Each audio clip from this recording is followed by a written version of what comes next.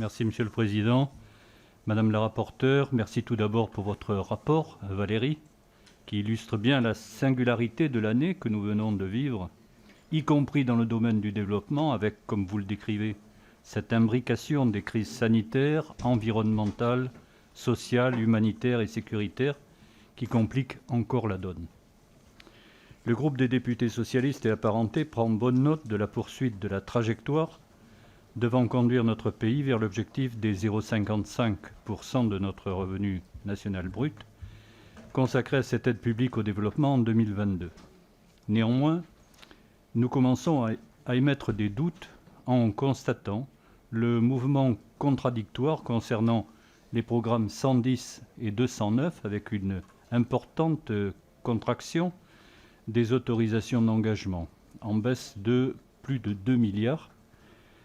soit 30%, et une expansion significative des crédits de paiement en hausse de 1,6 milliard, soit 50%,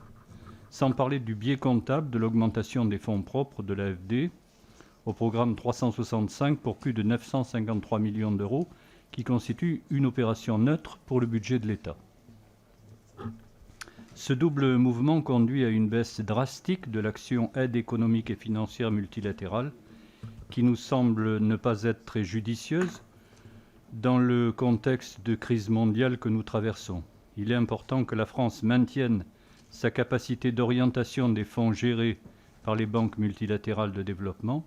et nous déposerons en séance un amendement visant à un rétablissement, au moins partiel, des crédits supprimés.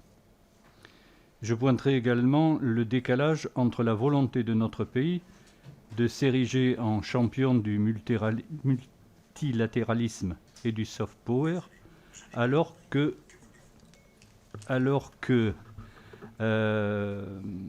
est important que la France maintienne sa capacité d'orientation des fonds gérés par les banques multilatérales de développement.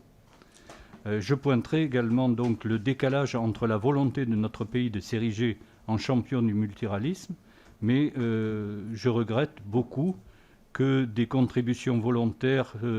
à certaines organisations comme l'UNICEF ou le PNUD,